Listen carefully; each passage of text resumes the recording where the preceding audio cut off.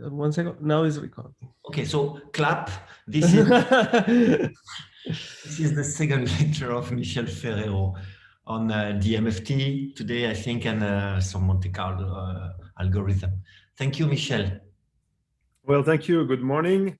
Well, congratulations to those of you who are still surviving and woke up early this morning. Let me share my screen. This always takes a tiny bit of time. Up, there we go. So indeed, today the plan will be to move on. I think yesterday we've basically been able to set the stage and get ready with all the material that will be needed for today's lecture.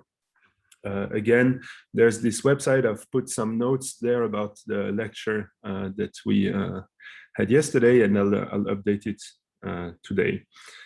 So here's the plan. We started with strongly correlated systems and a refresher in many-body, and today I hope to discuss dynamical mean field theory and the interaction expansion continuous time quantum Monte Carlo algorithm, which is one of many quantum Monte Carlo algorithms. Great. Well, to warm up, we can have a little quiz as yesterday. So if you have your smartphones or your computer, you can either scan the QR code or connect with your computer to that link there. And I think Nicola has also put the link in the Slack in case you don't have it anymore. So I'll do the same just to make sure it's actually working. Yes. So I'll give you a couple of seconds for this.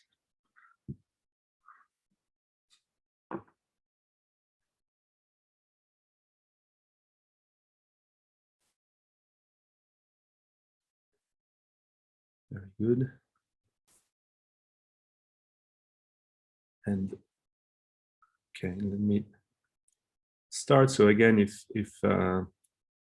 at some point you need to connect back to the poll, you can always go to the Slack channel and you'll find the link there again.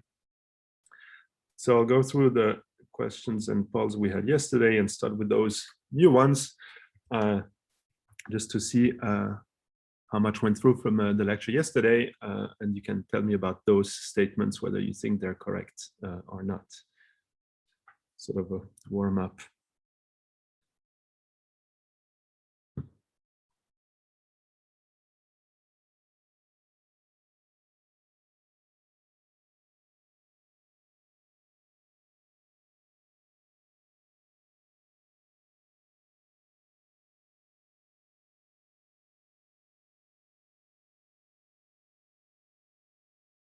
Right, well, I see that's looks quite promising.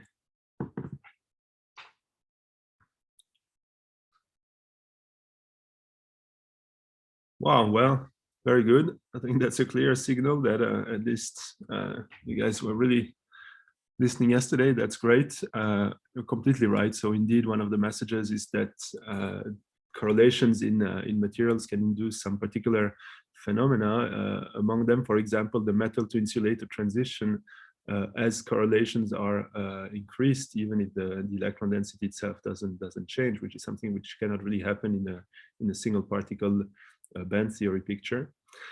So that's one of the things we'll look at, especially during the tutorial. Computing an interacting green function, even though it's a single particle, if you want, object, it involves all the many-body correlations of the system. So this is a very difficult task. The last one is correct too. So the spectral function is indeed something that connects to experiments, and it's a real valued function. And that one, I'm glad you had it right there. This equation is completely correct. It's almost a definition of the self-energy, which is a measure of how much your interacting Green's function differs from the non-interacting one here as its inverse. And actually, this equation has even a name. It's called the Dyson equation. And it's something that we will be using a bit in the equations of DMFT. So I'll come back to that equation. Great. Well, looks like everything is set to start. So I'll start with introduction to dynamical mean field theory, and then I'll switch to how the DMFT equations are actually solved. So let me just write that equation that we've just seen, which is called the Dyson equation. We'll use it. This is why I'm putting it here. It's a quite useful one. It basically says that the self-energy can be found by taking the inverse of G0 and subtracting the inverse of G. And if you want, it directly follows from the definition of those objects. I'm not putting all the frequency dependence, but if you want in the arguments, but this is something like I omega n minus epsilon k. And that's about it. While the interacting one has the self-energy term on top of that. Right, so that's how you basically get this Dyson equation. Very good. So keep that somewhere written. We'll use it. So let's start with dynamical mean field theory. Oftentimes I'll say DMFT. That's dynamical mean field theory. So we'll talk a lot about DMFT. Before I actually do DMFT, it's a mean field theory. So let me just remind you of the spirit of a mean field theory. And for that, let me just take the Ising model. So the classical Ising model, which is just something like a sum of a lattice size ij of a spin variable, which is either plus or minus sigma I times sigma j. So you've probably seen this model many times, and it's in its mean field treatment. You basically replace this term like this. You make an approximation. That's your mean field approximation. You say that it's something like the average value of sigma I times sigma j times sigma I, if you want, average value of sigma j. As a result of this mean field approximation, you can rewrite your Hamiltonian as an effective Hamiltonian, which looks like something like minus an effective field times a sum over all the sides of your spin. This model, what it describes now, there's no direct connection between different spins. This is just a sum over disconnected sites. Now, so we can think of this as independent sites. So you can basically, to solve this Hamiltonian, it's enough to solve a single site, but that single site is embedded in an effective field H. And that effective field H relates to the average value of the spin. There's a self-consistent condition behind this, and basically your field H, your effective field H, is something like Z J average value of the spin, if you want your average magnetization. And in this equation, Z is the coordination number, is the number of neighbors on the lattice. J is the coupling constant. Right? And this is giving you sort of a self-consistent equation here, because you have the Hamiltonian, which depends on H. With this Hamiltonian, in principle, you can compute the average value of the spin, which will depend on the effective H. And this is the effective H. So that's a set of self-consistent conditions. And this, if you want, I can write it further as to make it even more obvious that this is a self-consistent equation. I can actually write the expression of the average value of the spin, which is something like a hyperbolic tangent of beta times the effective field. So you clearly see that this is an equation that you have to solve for the effective field, which allows you to do that mean field. But the message I want to convey is that in the spirit, what this mean field is actually doing in the Ising case, it transforms the original lattice model, which had sites ij. So this was Ising lattice. And it mapped it on just one site with a spin embedded in some effective field. And that's a single site. So basically we went from a lattice to just a single site. So that's a bit the spirit of the mean field. We simplified the problem by approximating the lattice model by a single site model embedded in some effective field. So dynamical mean field has the same spirit, but this time we want to do something similar, but starting from the Hubbard model. I'll just rewrite the Hamiltonian for this. This was H equal to sum. There was a kinetic term, which was a sum over neighbors on a lattice. So sigma here as well, like this. So that was the kinetic term, and some local interaction, which is the Coulomb repulsion between two spins up and down that would be sitting on the same lattice site. And so the question is, well, in the mean field spirit, if I start from my Hubbard model on a lattice, what do I have to map it to? What will be the sort of single site problem that this Hubbard model would correspond to or go to or be approximated by? So I have to think a bit as if I were one of those sites in the lattice. So if I am one site in the lattice here, what do I sort of see around me? Well, first of all, I feel my local repulsion. So I sort of see myself as an impurity or just a single level. And of course, if two electrons are sitting on the same site, there's a Coulomb repulsion U. And then my environment is not just, like in the Ising case, a field or something like this, but it's actually a sort of an electronic bath with which I can exchange electrons. At some point, an electron that is sitting on a site can jump into this environment, spend some time there, and come back. So if you want, I can think of this as sort of an electronic bath, a bath of electrons. So let's say a bath. And I have a process which allows me to exchange electrons and their spin with the bath. So they can hop back and forth into the bath. So that would be sort of the single site equivalent of the single site problem we had for the Ising model. So what's the Hamiltonian and what is this model? What is this describing? Well, that model actually has a name. It's something that has been around long before DMFT. And this is what's called the Anderson impurity model. So the way this model appeared was not DMFT.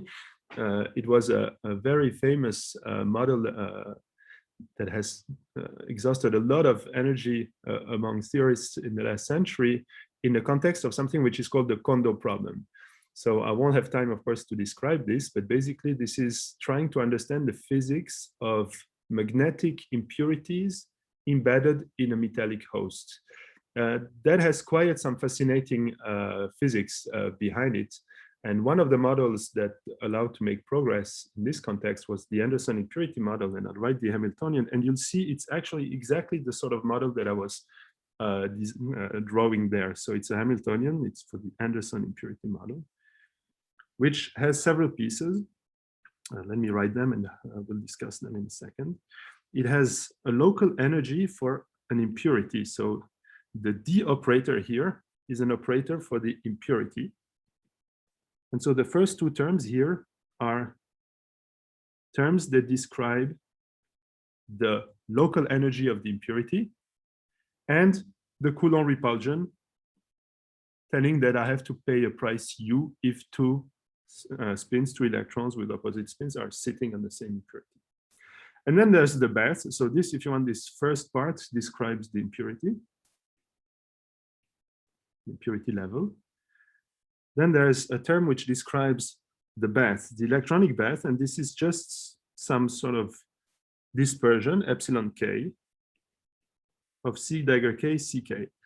So you see, I use C operators for the bath and D operators for the impurity. They're both fermionic operators, but I use different symbols for them. So that's the bath.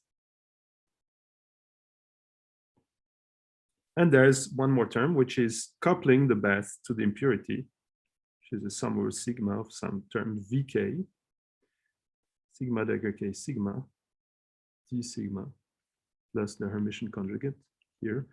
And this is the hopping, if you want, or the hybridization between the bath and the impurity.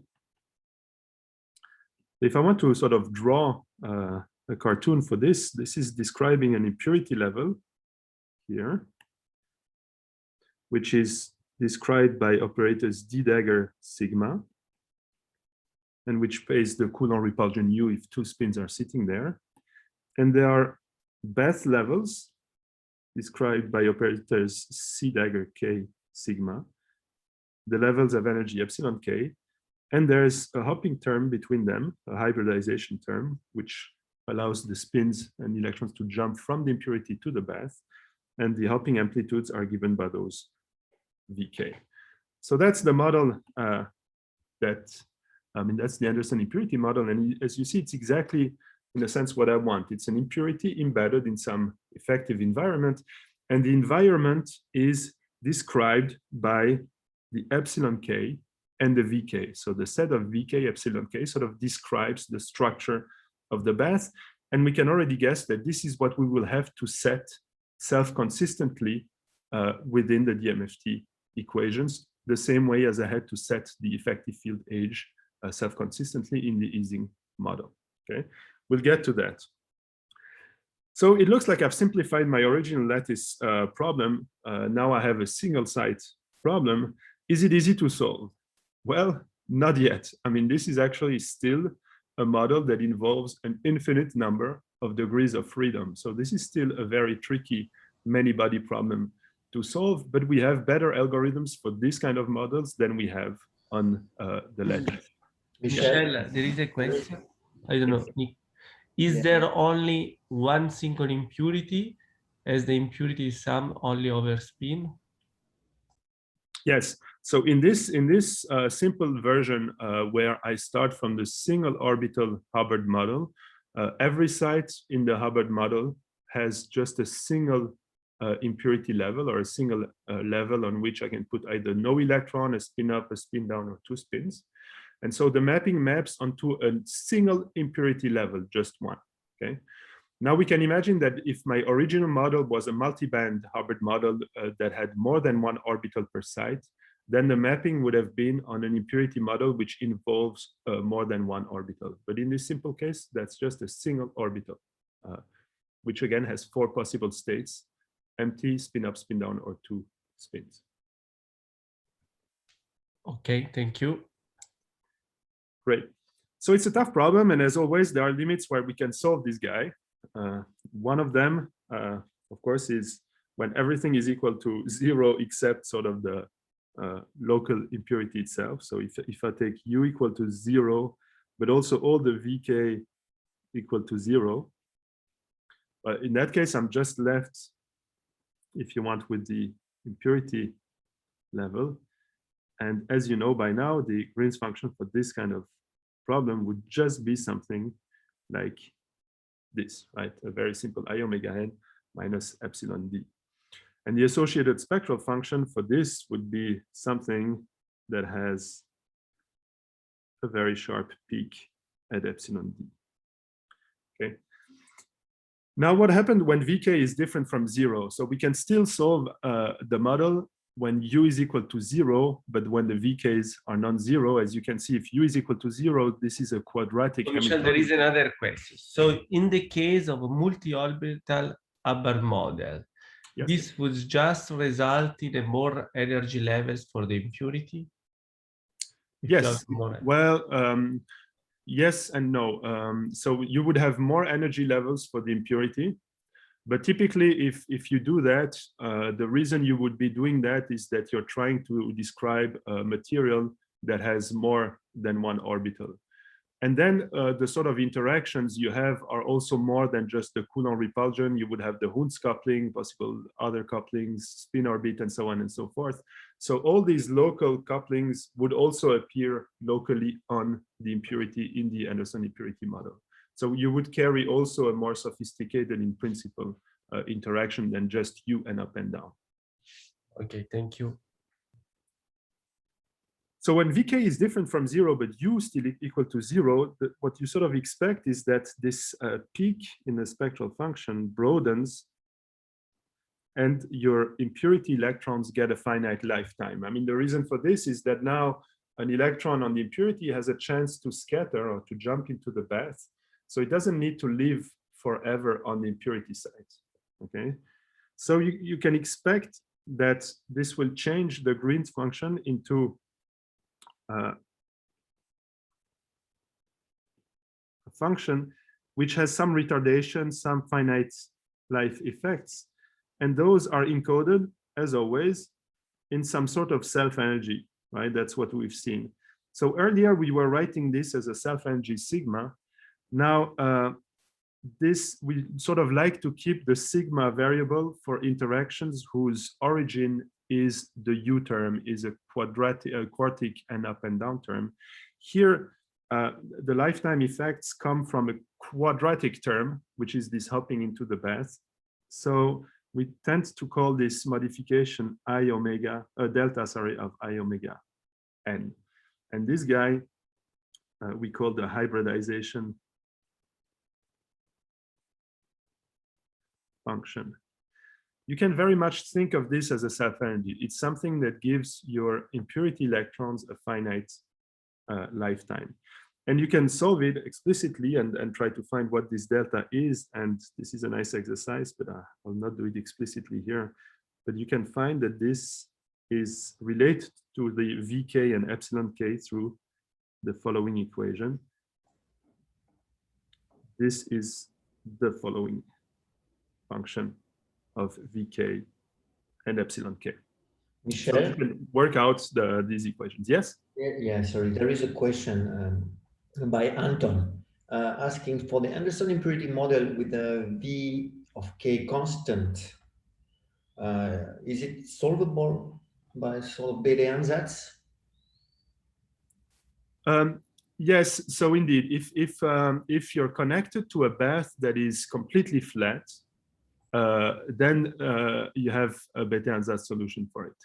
However, in the DMFT context, one of the important points will be that the bath has a sophisticated structure, and you have to go to actually something realistic for the bath, and you cannot just take the limit of a flat bath. But yeah, if it's just flat, indeed, you have a Bethe ansatz solution.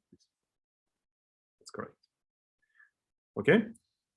So you see, in the U equals 0 case, we can solve it exactly and find the non-interacting green function for the Anderson impurity model, which now involves a hybridization function which describes the structure of the bath. And you see that you actually don't need to know individually Vk and epsilon k to describe the hybridization to the bath. What you just need is that sum over Vk and epsilon k. Everything is encoded in this hybridization function, delta of I omega n. Okay, I'll switch page. Now, if I add U and everything is different from 0, well, it's a difficult problem to solve, and the Green's function for the impurity will be something that has the general form 1 over I omega n. Sorry, I should have been minus epsilon d minus delta, minus all the effects that come from U, which are encoded in the self-energy. So I keep sigma to describe the effects of U, and delta describes whatever comes from the hybridization to the bath. Okay. So far, so good. This is the Anderson impurity model.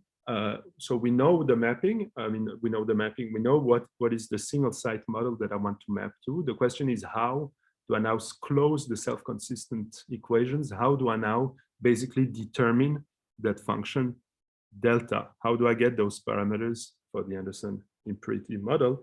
And those are the DMFT equations.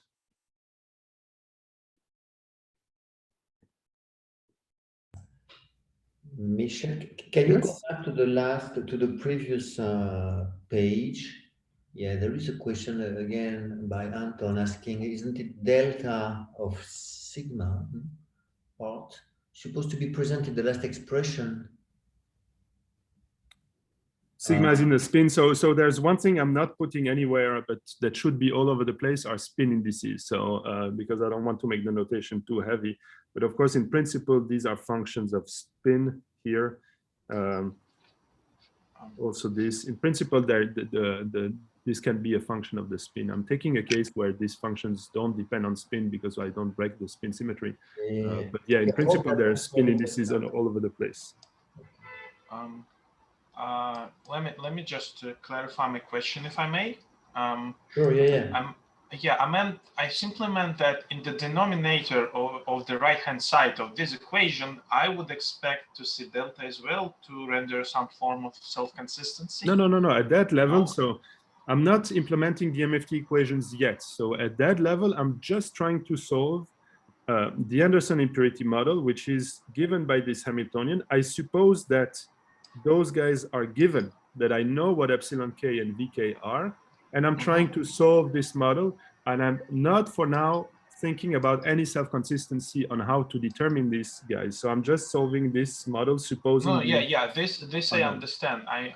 This is exactly what I mean. I'm just kind of trying to figure out why the exact solution of the Anderson impurity model for this case does not have this. Okay. Well, okay. Like this is an easy exercise. I agree with you. I was just slightly confused. Yeah, it's.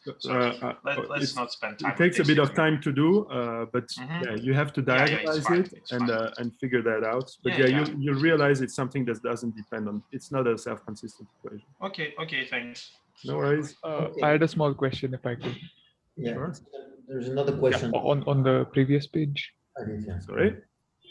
Yeah, all right. So in the Anderson impurity model, we don't consider the sort of Coulomb repulsion in the electronic bath, right? No. So is that connected to the sort of, is that related to why we can, why that's the correct mean field version of the Hubbard model? Because so for instance, in the Ising model, we sort of decouple all the spins by introducing the effective field. Is that in some sense? So so definitely. I mean, this is definitely an effect of the mean field approximation. Just the way as in the Ising model, the effective age is not the full, if you want, lattice with all the interactions.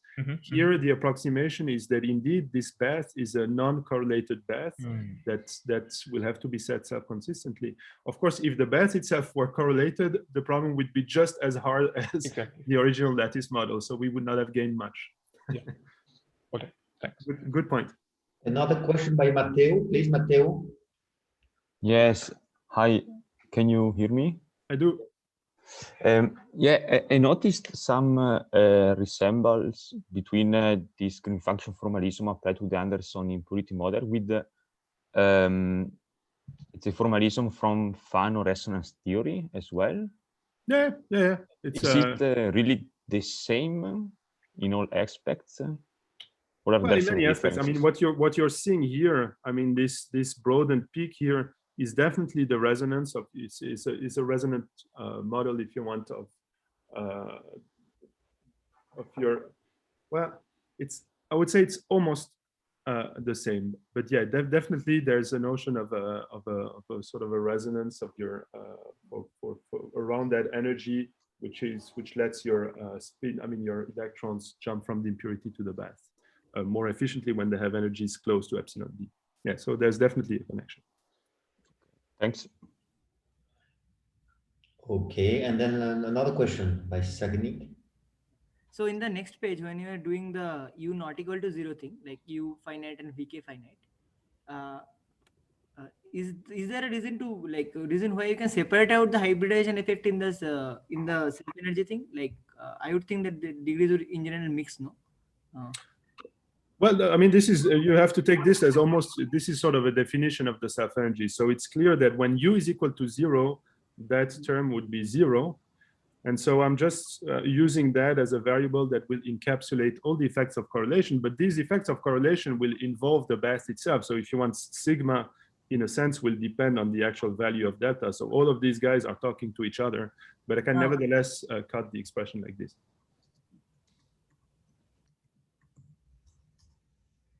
Okay.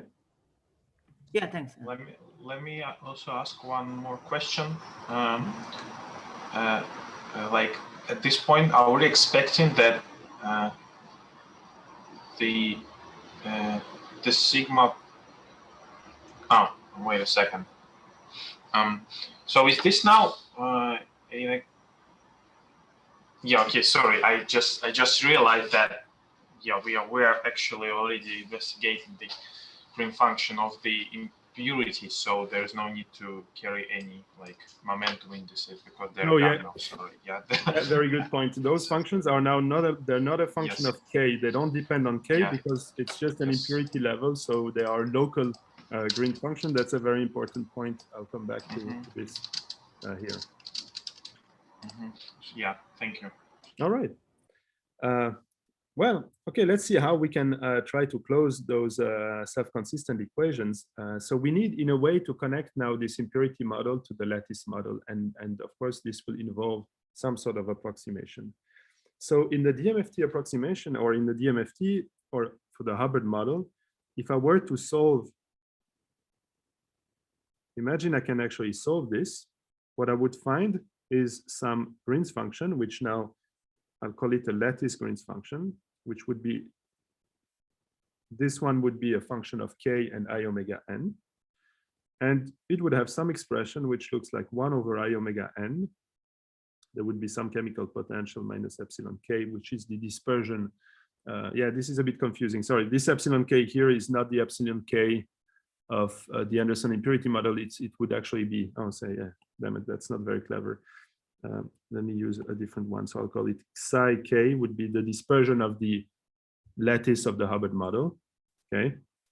And then I would have some self energy for the lattice k I omega. If I could solve it, I would get some Green's function that looks like this. Now the DMFT approximation will be to say that my lattice self-energy, I need to connect this in a way to the impurity, right? So I'll say that this is equal to my impurity, to the Anderson impurity model self-energy, which does not depend on K, as you just mentioned earlier, right? So it's an approximation where I lose, in the DMFT equations, I lose the K dependence of my self-energy. So within DMFT, my lattice self-energy will be a local object. It's a K-dependent object, and I associate it to the self-energy of the impurity model. Again, this is an approximation. I lose information, and within DMFT, I will lose information about spatial correlations. I will lose information in K, but nevertheless, I do have information about the dynamics because I still have the right, or at least I keep information about the quantum dynamics. This is why it's called a dynamical mean field theory. I have the quantum dynamics, but I lose the spatial correlations. So I'm almost there. That's my approximation. So in DMFT, my lattice G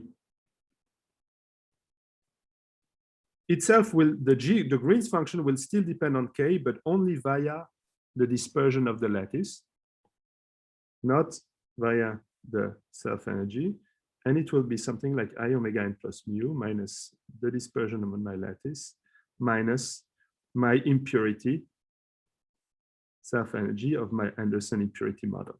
That would be the approximation of the DMFT. Now I still need to find a self-consistent equation, and the most natural choice is to ask, in the same way as in the Ising model, what I will basically want is that my local field is directly connected to the average magnetization. What I will want within the DMFT equation is that my local lattice Green's function, so if I take the lattice model within the DMFT approximation and I compute the local Green function, I want that to be the same as my impurity Green function for the Anderson impurity model. I think that's a natural thing to ask. So the self-consistency will be to ask that sum over K, G lattice K I omega n. Actually, I need to normalize this. This is my local lattice Green's function. I ask that this is the same as my impurity Green function of the Anderson impurity model. So that is my self-consistency. okay? If I try to write everything together, this will lead me to the main DMFT equation, which is that the local impurity green function, G imp I omega n, is equal to 1 over n, sum over k, 1 over I omega n plus mu minus psi k minus the self-energy of the impurity model. So that is the main result from the DMFT equations. That guy involves only the impurity model. So you see, it requires that the G of the impurity model is connected to the sigma, to the self-energy of the impurity model via this self-consistent equation.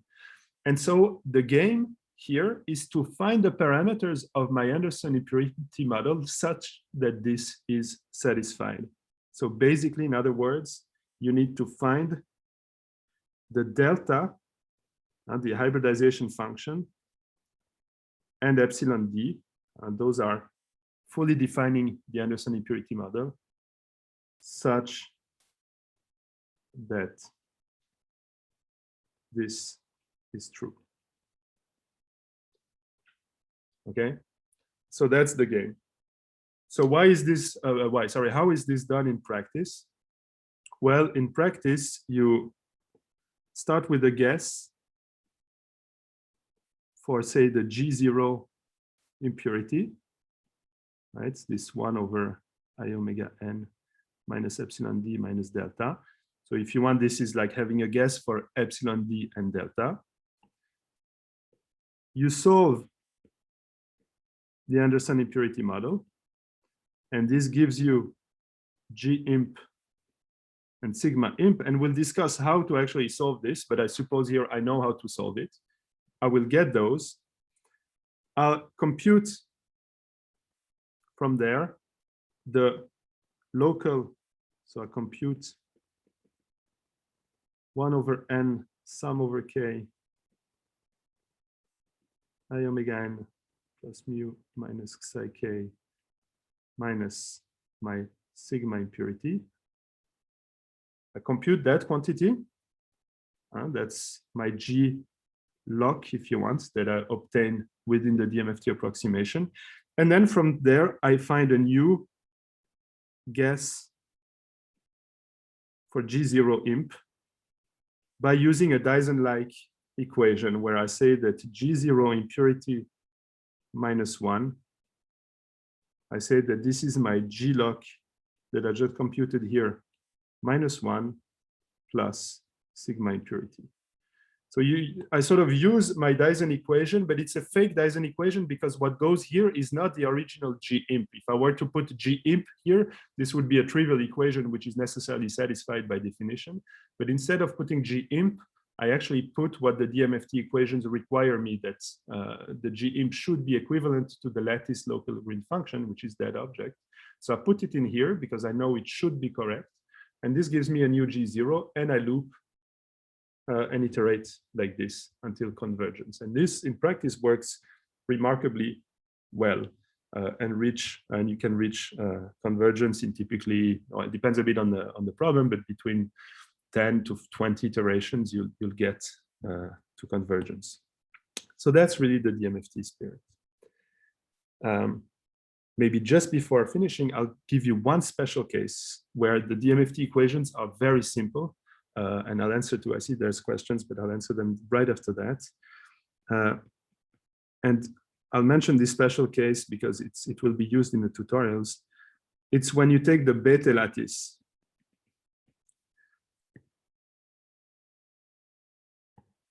So the Bethe lattice is a strange lattice, which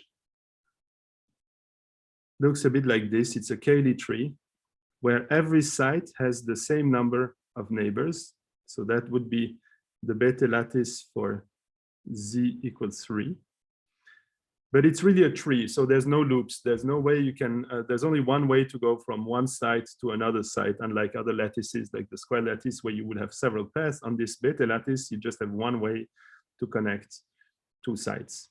Okay, that's a special lattice, and especially in the limit z goes to infinity of that lattice, you can use that lattice in the DMFT equations, and you will find a very simplified version of the DMFT equations, which just writes sigma impurity, delta impurity is equal to t squared G impurity.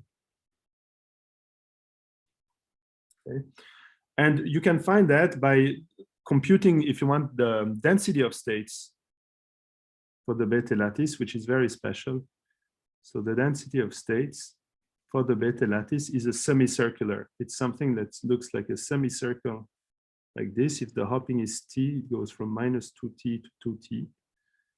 And if you want the density of states, I can write it explicitly, something like 1/2 pi t squared square root of 4t squared minus epsilon squared.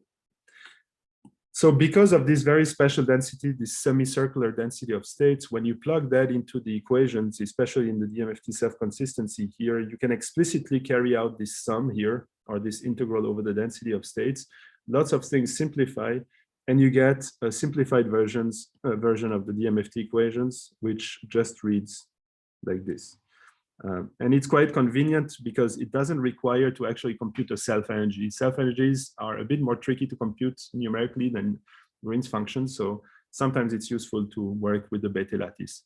So of course, the Bethe lattice is not very realistic, but when it comes to studying some very generic phenomena like the Mott transition, and you're not interested in the specifics or the details of your system, but more in the general picture, then it's quite useful to work with those simplified equations. All right, are there any questions? Yes, I think. Can you hear me? Yeah. So kind of in the normal Ising mean field theory, one can somehow set the quality right by choosing a cluster size, and that will then determine the correlations. But it seems that here one can do no such thing, no? Actually, you can. So those are called extensions of DMFT. And you can, exactly like you would have schemes for the Ising model where you involve more sites, like Bethe-Kikuchi schemes or things like this. You can do exactly the same with this by, instead of mapping your original lattice model on a single impurity Anderson model, you map it on a cluster of impurities, right? And you solve a cluster of impurities embedded in a bath. It's a more difficult problem to solve. But this gives you, in practice, a bit of k-dependence in your self-energy. So this systematically brings you more spatial information about your self-energy. So you can definitely do that and systematically improve DMFT. And those are called cluster extensions of DMFT. Okay, thanks. Any other questions? Yes, I have a question. So in the self-consistency, like this algorithm, here you start from this 1 by I omega n minus epsilon d minus delta from this part. So are we starting from the u equal to 0, but vk not equal to 0 limit? Because this is the form for that limit, right? Yes, so yeah, of course, when you start solving your impurity model, you want to describe the structure of the bath. You don't, of course, the only things that then enter is the non-interacting green function. This is completely defining your problem. And of course, in whatever impurity solver you use, you will also give it the value of u of the interaction. And together with G0 and u, it will solve the problem. Okay. Okay. Thank you. I think we have another question by Mark. Please, Mark. Mm-hmm.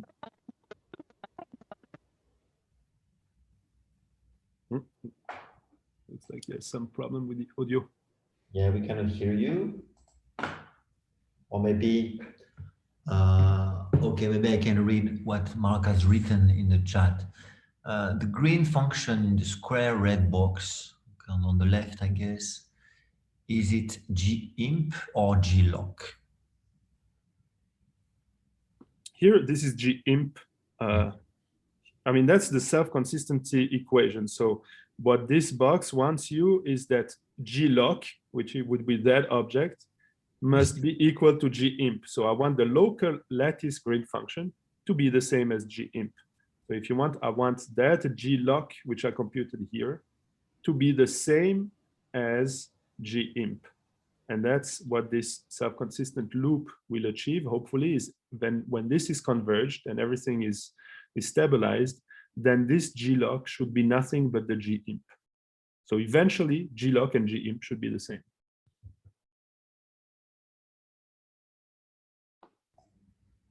Okay, thanks. I think it answers the question. I had one question, if I may. Sure. Yeah.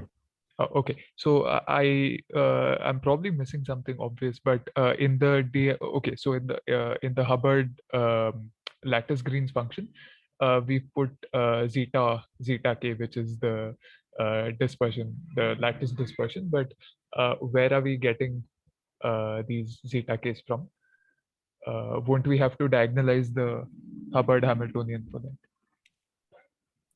Sorry, in order to get what? I'm not So on the left hand side, we've written the lattice greens function, and in the denominator there's the squiggle subscript k. This? Yeah, exactly. Yeah.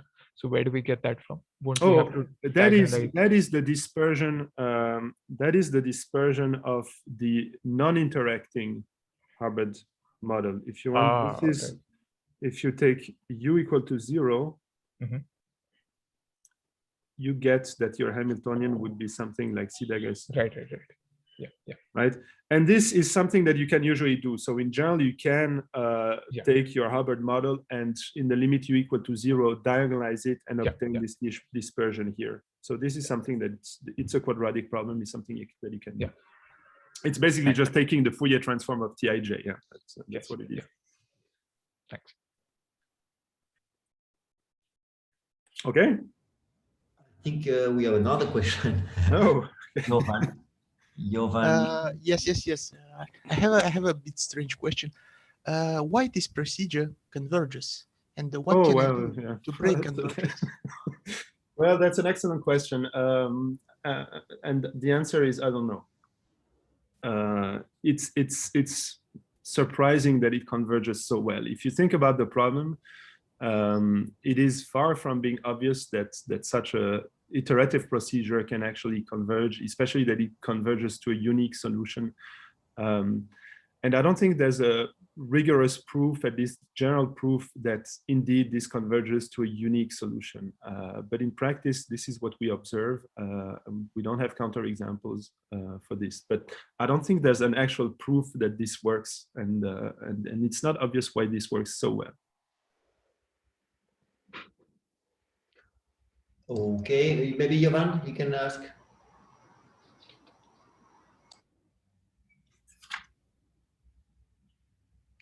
No? Okay, do you hear me? Yeah. Yes.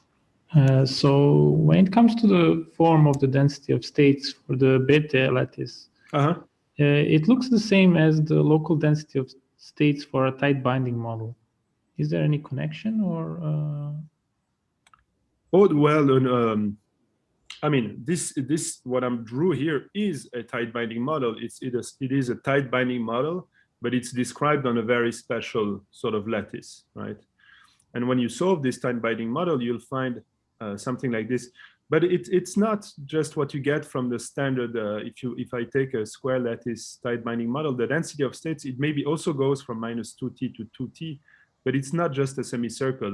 It's something more. I mean, it's something slightly different. So what's special about the beta is that this is exactly a semicircle.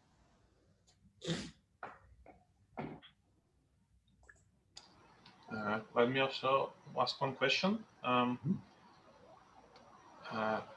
As far as I understand, at this point, even within the framework of this approximation, you still have to solve the equation for each component of the, let's say, self-energy at each imaginary Matsubara frequency. That's so right. What I mean, technically, this implies that you have somehow to truncate this set to a meaningful finite subset in order for it to be tractable numerically? Yes and no. So yeah, of course, in practice, you do solve this on a finite number of Matsubara frequencies, but this is not a limiting factor. So in a sense, the information about the physics is usually contained in the first Matsubara frequencies. As you go to larger and larger Matsubara frequencies, there's less and less information. So truncating to 1,000 Matsubara frequencies really doesn't hurt. That being said, you can also choose, and that's what we do in practice, to solve it in imaginary time rather than in Matsubara frequencies, in which then you just have to store a function between 0 and beta.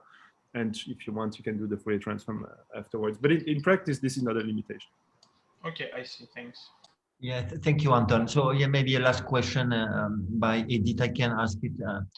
So regarding the DMFT, before the DMFT approximation, can you get an expression of sigma, of k and omega? I guess not, but this is the whole thing of the DMFT approximation. Oh yeah, that's the no. I mean, I wish I could. Yeah. But no, I mean, you can use other techniques to try to get some approximation for this. You can do second-order perturbation theory, and you'll get some expression for the lattice energy.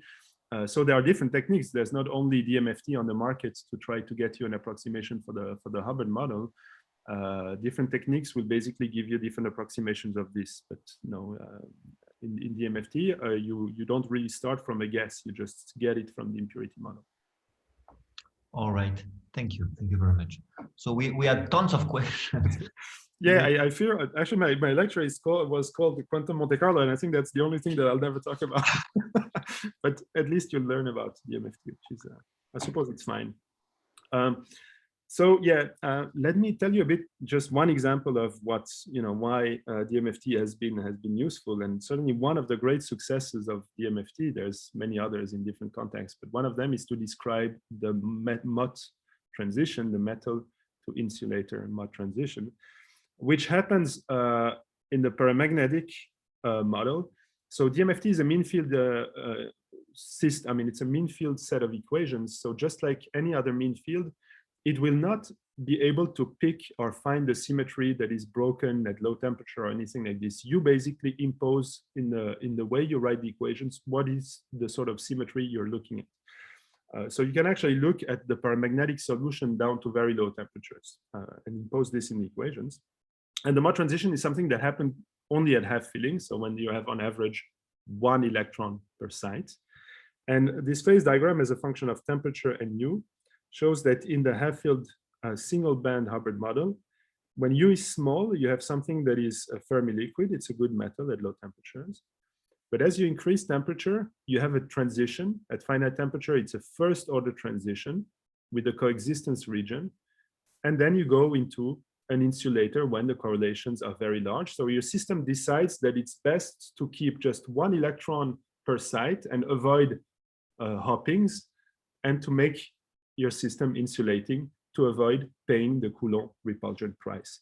And this transition is called the metal to insulator MOT transition. And it's a first order transition here. It has, so this is where your free energy would really change, but there's a coexistence region from what we call UC1 and UC2, where you can stabilize both a metallic and an insulating solution. And if you go up, there's a critical point here, the critical endpoint of your first order transition. At that temperature TC, the transition is second order. And above it, you don't have a transition, but your system has a crossover from a metallic regime. It goes through a bad metal regime where your system is not yet an insulator, but it behaves as a very bad metal. It eventually goes into a MOT insulating regime. So that is something that DMFT is able to capture, and the tutorial will be a lot about studying this MOT transition and the associated spectral function. So this is a result from DMFT, and what it shows is that at low U, your local density of states, if you want, your local spectral function, first describes something which is a good metal. There's good excitations everywhere. This is very close to the original semicircular. And as U increases, eventually you get an insulator that has a band gap. So there's no excitation in the gap. Your system, it takes an excitation over the U to get excitation through your system. But before this, it isolates what's called a quasi-particle peak. There are excitations, but their lifetime, which is in a sense proportional to the weight of this peak, is getting smaller and smaller. So your quasi-particles, they become weaker and weaker and eventually disappear into a mud insulator. So that's something that we will be studying during the tutorial. Now, this has actually some experimental realizations, but I won't have really a lot of time to discuss it. But there are, for example, those are layered organic compounds where by tuning pressure, you effectively change the interaction between the electrons, and you really can observe that first order transition as a function of temperature and U. So by changing pressure, you go from, I mean, here it's reversed because the system is more correlated at low pressures, but never mind. You go from a metal to a mud insulator. And actually, if you lower temperature, eventually the system orders into an antiferromagnetic state. So there's also experimental realizations of the mud transition. And like you were, someone was asking earlier before, dynamic mean field theory has extensions which aim at giving the self-energy a bit of K-dependence. They come in all sorts of flavors. Cluster extensions, where you basically map your system on several impurities and then try to put some K-dependence in the self-energy. So there's two flavors. One is called cellular DMFT, another one dynamical cluster approximation, which basically what it does, as you increase the number of impurities, it gives more resolution to your self-energy. So that is the self-energy of the Brillouin zone, and it would take different values in those different patches. So as you increase the size of the Anderson impurity model cluster, you get more and more K definition. And then there's other extensions of DMFT, which are called diagrammatic extensions. So you see, there's a lot of activity around ways to extend DMFT and get a bit of the spatial correlation information that you need to capture some many physical systems. Okay, so maybe let me go through a quiz, and then we can discuss a bit about how to solve the Anderson impurity model. And okay, so I have those, you can try to answer these.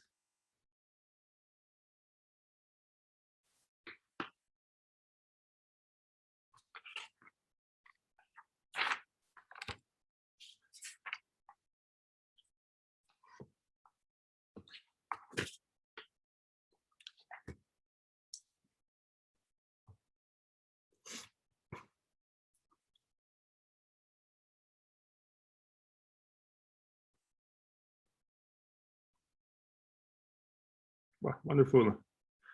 You guys are doing great. Well, I think the situation is clear. Indeed, the DMFT approximation is really that the self-energy has no K-dependence. It's purely local. It will not, because it's a mean field theory, be able to capture automatically what is the right broken symmetry state. So you impose it yourself as you solve the equations. You say, I solve it in the paramagnetic state, I solve it in the antiferromagnetic state, and so on. And then you could decide which one has lowest free energy by actually computing that. And yes, the equations are typically solved iteratively, and the Bethe lattice density of states is not constant. It's a semicircular between -2t and 2t. Great. Michel, there is a question. DMFT can describe also superconductivity? Yes, sure. I mean, sure, it can. No, definitely. So DMFT can also address superconductivity, both, I mean, in sort of a more trivial setup where you would solve the Hubbard model at negative U, for example, so that you can definitely solve the negative U Hubbard model and find superconductivity. But it has also been able to connect with Coupered superconductors in cluster extensions of DMFT, where one has, I mean, there are several calculations that have shown that you do stabilize D-wave superconductivity, or you can stabilize it at low temperature and at optimal doping. So that's definitely something that DMFT captures. So I also had a question.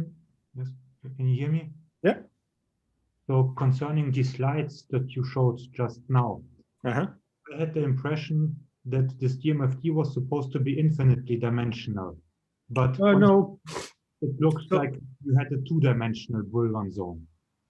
Yeah, fair enough. I'm sorry about this. I did not really insist on that aspect. But in the same way as the Ising mean field becomes exact when the coordination number goes to infinity, also the DMFT equations are no longer an approximation if the coordination number or the dimension of your lattice goes to infinity. Okay, so DMFT becomes an exact approximation in this limit. But this does not mean that you cannot use it as an approximation for finite dimension lattices, the way that you can use Ising mean field to discuss the two-dimensional Ising model. So it's only that in finite dimension, it's an approximation. But it can definitely be used in two dimensions. It's mainly being used to study two-dimensional systems. Great, I see answers are going great here. So yes, the Anderson impurity model is not easy to solve, and we'll maybe have time to discuss a bit how to solve it. In the single band Hubbard model, the mod transition is something, of course, that can only happen at half fillings, only if you have an average of 1 electron per site. As soon as you dope it, as you go away from half filling, the system is always metallic. Now, as we discussed, extensions of DMFT aim at getting a bit of spatial dependence, a bit of K dependence in the self-energy. And indeed, when we solve the DMFT equations, we actually don't need to find explicitly epsilon K and Vk. What we really need is to find delta of I omega K. Okay, so we don't actually need to resolve specifically the epsilon K, Vk. Great, wonderful. Well, I think I can go to the next topic.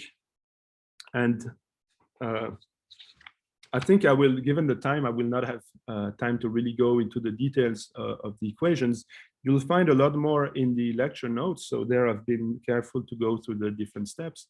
So what I will mainly try to do here is sort of give you the spirit of one of the ways to solve the DMFT equations.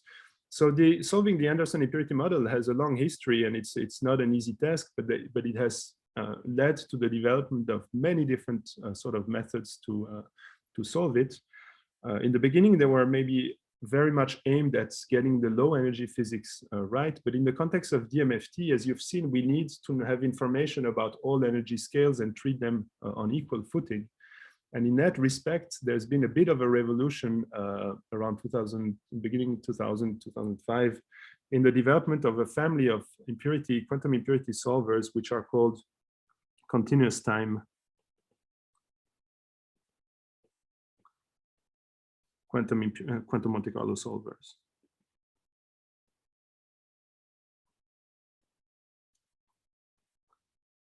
So they come actually in several different flavors. There's not just one. They have at least 3 flavors, which are, you find them in the literature called a city int, city hib, and city ox. I mean, those are the funny names for all of these 3 kinds of continuous time quantum Monte Carlo solvers. The one I'll discuss today is this one. They're all based on the same spirit, which is the following. In the spirit of those approximations is to write a perturbation series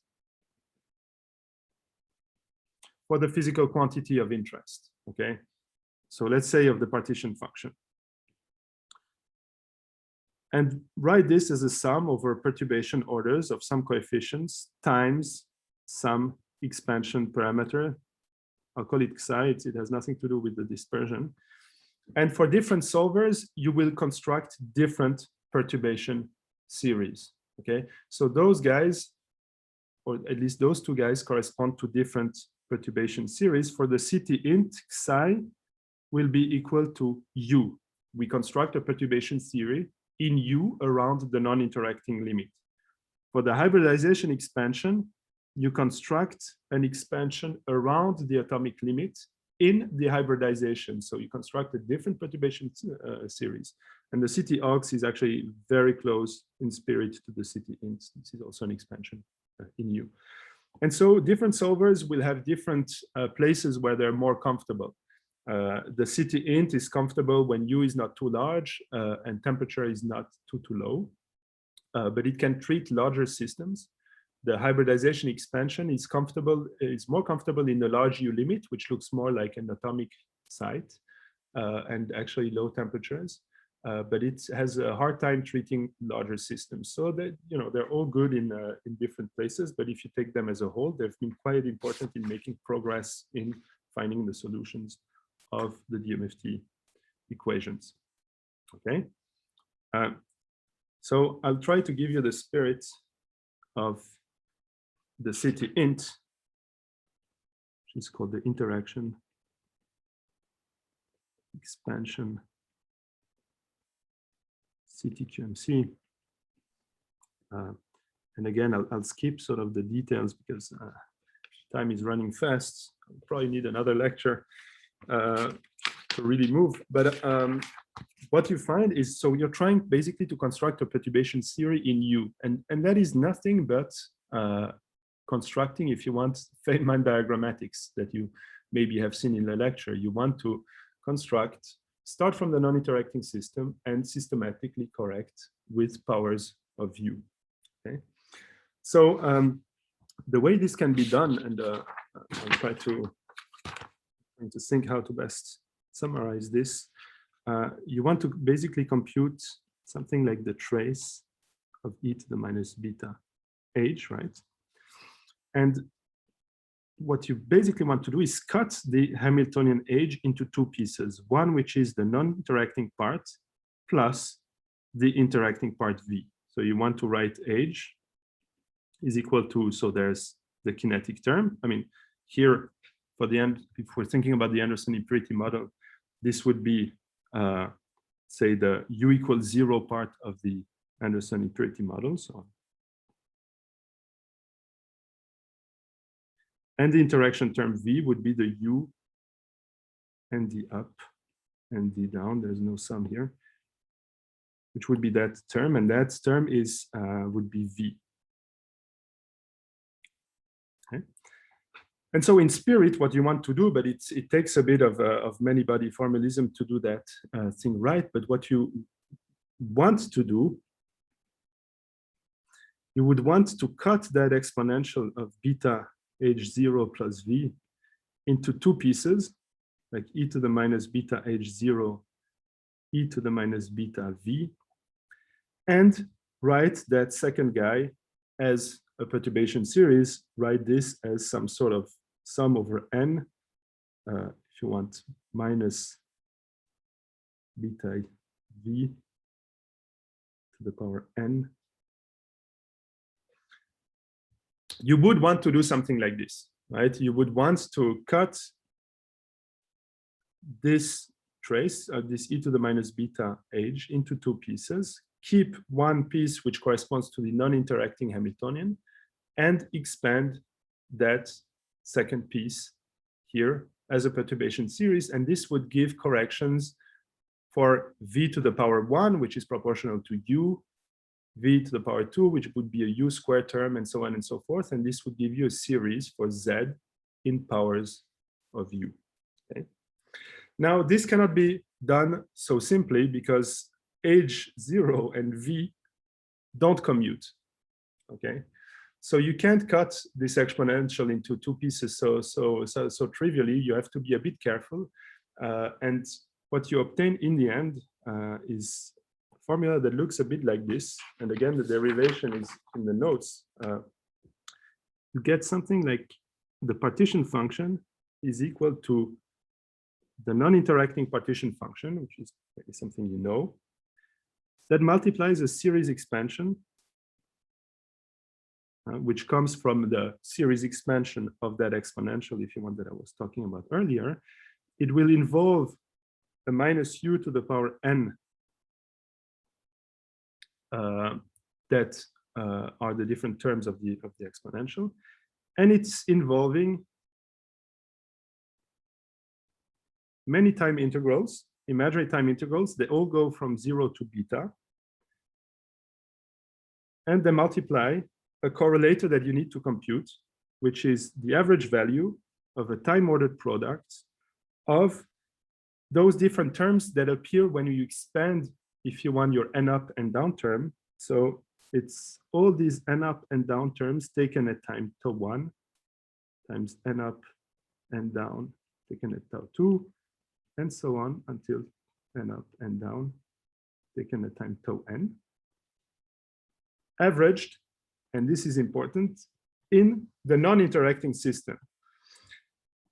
So I really construct a perturbation theory in U, and all the terms I need to compute are correlators, but they're correlators that involve C dagger C, C dagger C, C dagger C here, but in the non-interacting system. So those are correlators that I can compute using Wick's theorem. That's why and where Wick's theorem becomes useful. And using that, you can just write the partition function as a sum over perturbation orders of this minus u to the power n factorial. All these integrals again over d tau 1 all the way to d tau n from 0 to beta of just, so you can cut the spin up and the spin down. In the non-interacting system, spin up and spin down, they don't talk to each other, so they can really be separated. And you end up with the determinant of an M up matrix times the determinant of an M down matrix. And this matrix M, sigma, is a matrix that contains non-interacting propagators, single particle non-interacting propagators between, that take all the possible combination between times, you know, the way that we wrote Wick's theorem yesterday, like this, and so on. This would be G0 tau 1 minus tau n, and all the way to a G0 sigma tau n minus tau n, which is something like this. So everything is known. You can compute in this perturbation theory, in principle, all terms. I mean, it takes taking all these integrals here of a product of determinants. But these determinants, you actually know the way they're built. They're built from the non-interacting propagator, which for us is the non-interacting propagator of the Anderson impurity model. So if you want, sorry, I'll write this in frequency. For us, this guy is nothing but 1 over I omega n minus epsilon d minus delta of I omega. So this is all information I know. If you give me G0, or if you give me epsilon d and delta of I omega n, I can compute G0, take its Fourier transform, and construct those matrices and compute their determinants, right? From a numerical point of view, computing those determinants is something that will come with polynomial complexity, right? So this, if you want, comes with a complexity, a numerical complexity, which is of order n cube, or you can be a bit more clever and do that step by step in n squared, but forget about this, okay? So that's a bit the spirit of the approach. I construct a perturbation theory in U for the partition function, and I can do something very similar for the green function. So if I do the same, I can also construct such a perturbation theory for G, which will be, well, it will be something like 1 over Z. And it will also involve something very close to what I just wrote, minus U. Oh, sorry, that's to the power n divided by n factorial. Again, all those time integrals. The only thing that changes is the matrices here. Say if I focus about the up G, the sort of matrices I have to compute here are a tiny bit different with respect to the ones that we have here. I don't go explicitly in what it is, but basically it has 1 more row and 1 more column, because when you compute G, it's not exactly just trace of e to the minus beta h, but it's trace of e to the minus beta h times c dagger c. So there's an extra pair of c dagger c operators, which basically translate into having an extra column and an extra row in M. So this M tilde is very close to M here, except it has an extra row and column corresponding to the places where you measure the C dagger and C inner green function. Okay. So that's what you eventually get. You see, what you eventually have to compute is a ratio between that object and the partition function, which is written above. And this gives you the green function. It gives you a fraction of two series in U that you can compute. But when I say that you can compute, actually, how hard is this? Actually, computing these determinants is quite simple in principle. But of course, the problem comes from these guys. I will have to compute these to very large orders, sometimes order 100, sometimes even order 1000 for difficult problems. So explicitly computing a bunch of integrals here from 0 to beta, but like 100 of those is something that I can never do by sort of a direct Simpson integration approach or something like this, right? So I will have to do some sort of other algorithm to compute those integrals. And that's where the Monte Carlo part of the story comes in. Basically, all these integrals from 0 to beta of tau 1 and tau n, those will be done by a Monte Carlo sampling algorithm. Okay. So in practice, what you do here is instead of explicitly computing all these integrals, you sample them. Basically, you sample a bunch of imaginary times t1 all the way to tn. So you sample n different imaginary times, but you sample them cleverly. So you just don't go like uniform sampling over the space, but you want to sample the object where it has a lot of weight, where the function has most of its non-zero values. Okay, and this is something that is called importance sampling in the language of Monte Carlo. You want to sample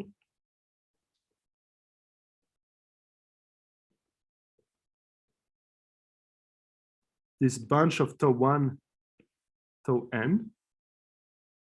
You sample, but you want to use them with a probability density that is not something that is, if you want, taken randomly, but you want something that is as close as possible to what you are trying to compute. And so in our case, for example, if I want to sample cleverly the partition function, I will want to choose those times in a way that their probability distribution is as close as possible to this. Okay. So typically in my case, I would typically like that the density corresponding to a choice, the probability density to a choice like this would be something that is connected to minus u to the power n factorial with the product of the two determinants. So I will want and try to sample those configurations, those times, in a way that their probability distribution is something that is proportional to this. So it sounds like this may be tricky to do, but there are algorithms to do this, and this can be done using something or an algorithm which is called the Metropolis Hastings algorithm. So that's an algorithm that I won't describe here, but that lets you generate bunches of configurations tau 1, tau n that are sampled according to any probability that you know how to generate, and especially in our case, that would look like this. Okay. So this Metropolis Hastings algorithm is especially, or in general, those Metropolis or those importance sampling algorithms are especially powerful when the object you are trying to sample is a positive object. So when you're lucky enough that the function that you want to sample here is a positive object, then you're going to sample your function very efficiently. But sometimes you get a bit unlucky, and the object you want to sample, like here actually, is an object that changes sign a lot. So I can still define, yes, sorry. Sorry, yeah, there is a quick question. What is quantum in this Monte Carlo scheme? Yeah, well, that's where I'm coming at right now. Well, it's quantum because it's addressing it's addressing a quantum system. But there's another place where it's really quantum, and that's exactly where I'm coming at now. The function that I'm trying to sample, or that I use as a weight, is a function that changes sign. So when I'm going to sample this, the fact that this function oscillates in sign is giving me a bit of a hard time. And that is something that only happens in quantum systems. So in a classical system, what I would typically use as a weight function, as a rho, would be something which would be my Boltzmann factor. So in classical quantum Monte Carlo algorithms, most of the time, or many cases, you'll take a probability distribution, which is the Boltzmann weight. And this is something which has the nice property of being positive and not giving you lots of problems. In the quantum case,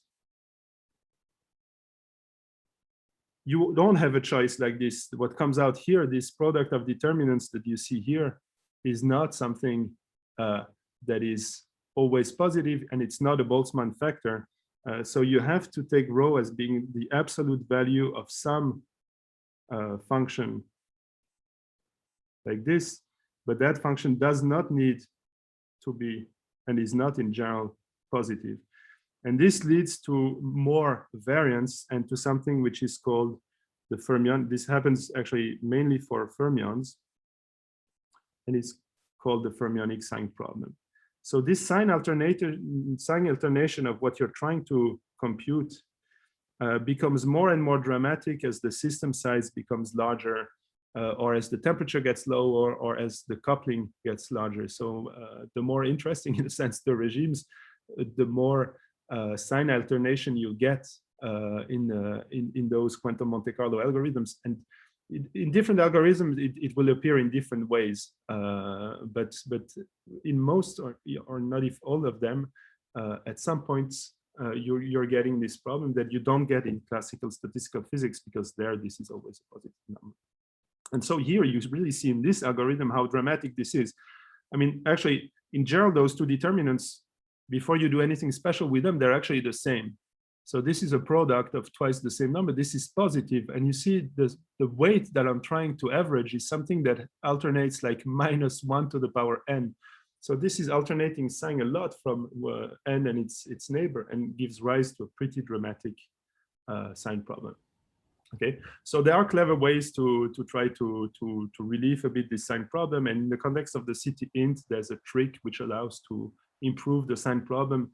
And if you want to desymmetrize those two determinants in a way that it sort of cancels the problem that comes from this.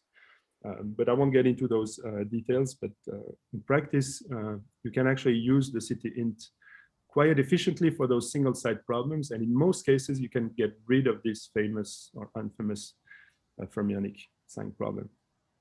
Maybe maybe another question which is related with so rho. Why rho is a valid probability distribution for each value of n?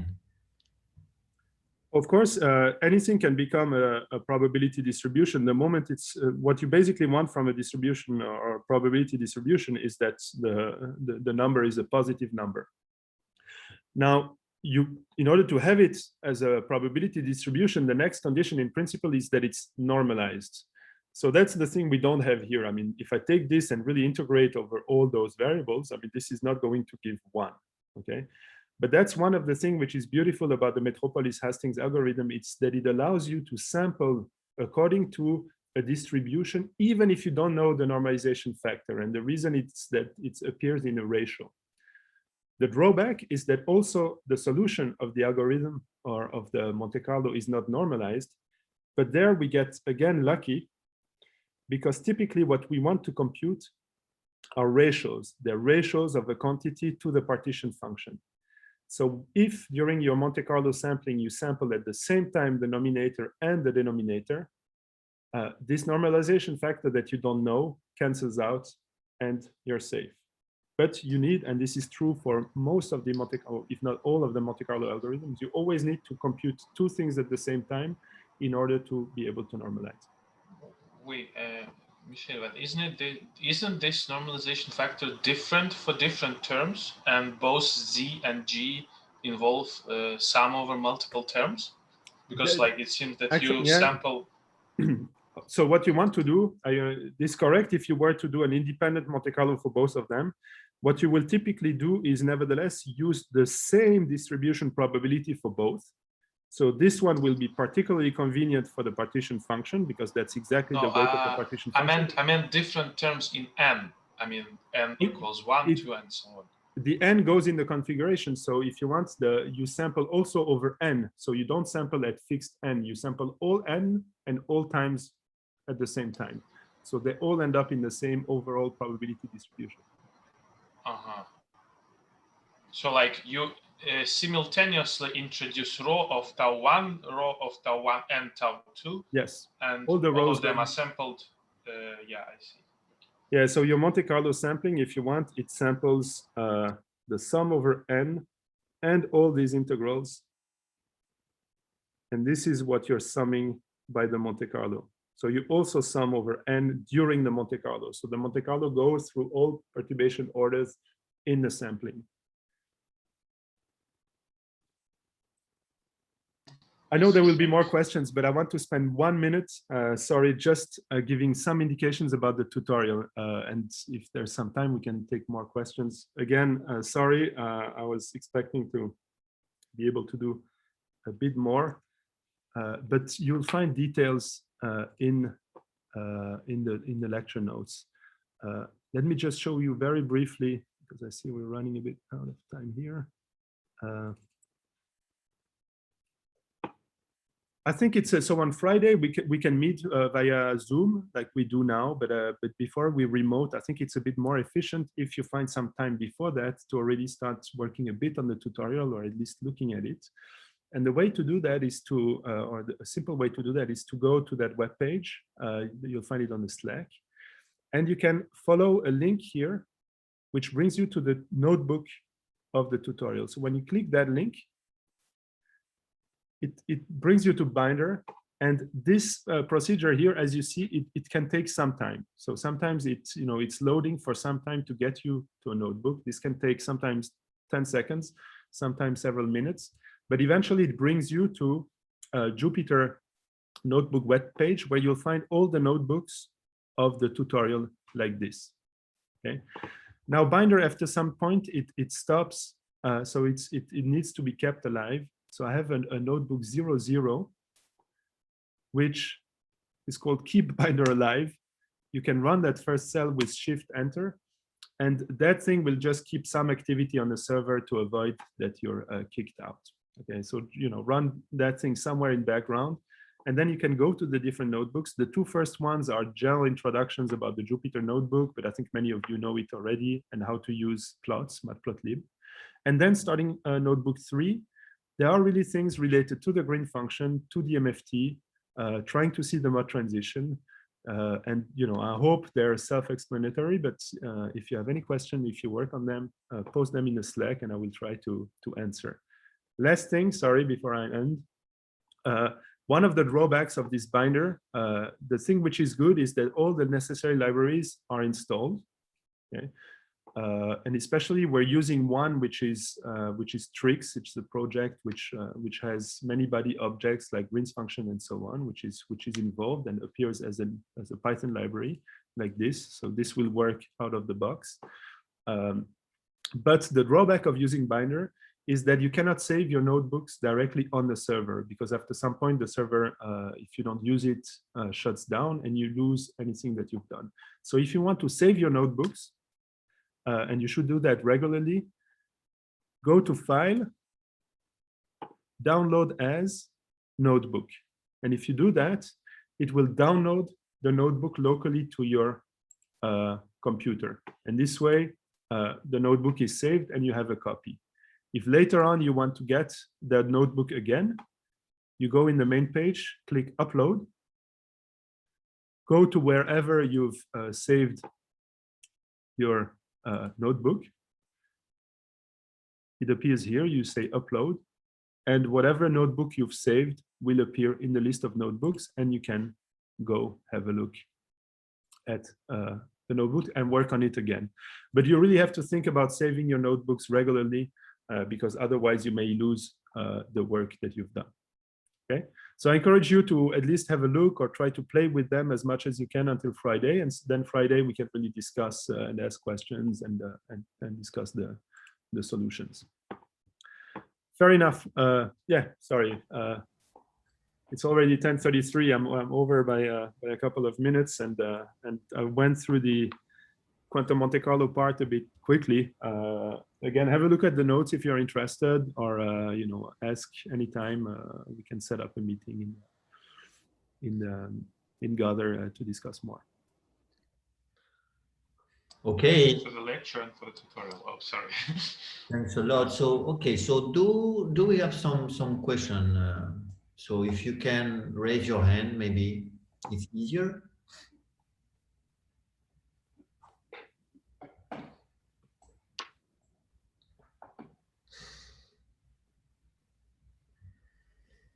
So of course we already had a lot of interactions during the lectures.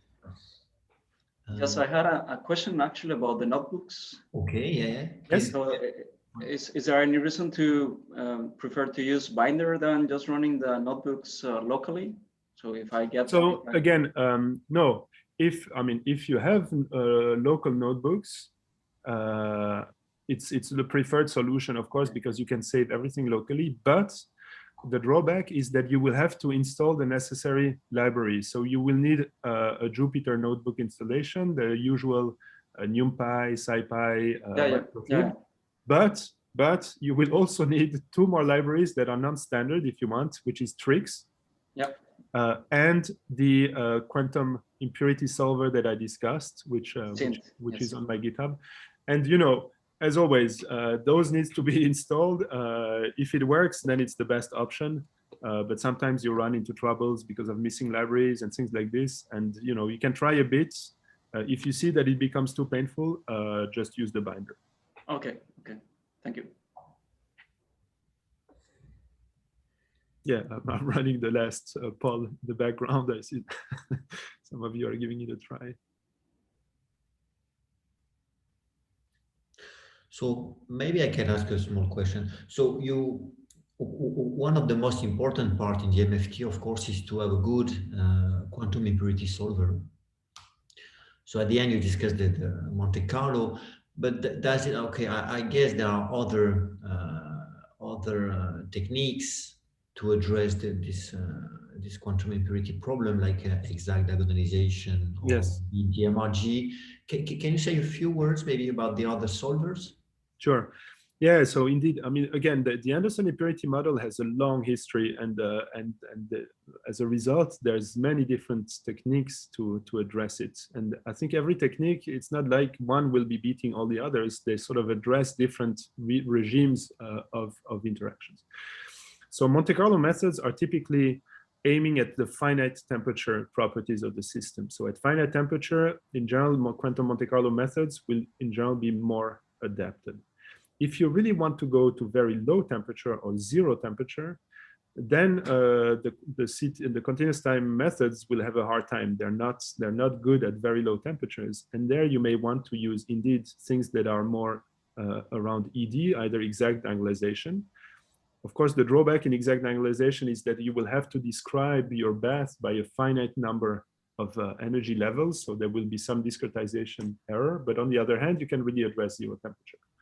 Then you have DMRG, or I would say the full family of the renormalization of NRG, the renormalization group. Actually, the renormalization group, Wilson's NRG, was born with the intent to solve the Anderson impurity model.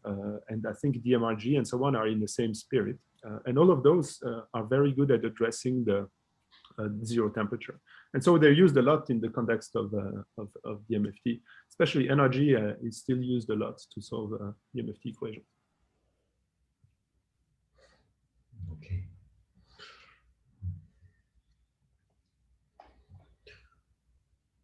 Okay, so yeah, maybe if there is no urgent question now, we still have different ways of interaction. Everybody knows that. Slack, Gather, the next tutorial from Michel on Friday. So maybe it's time to take a short break. And thank you again.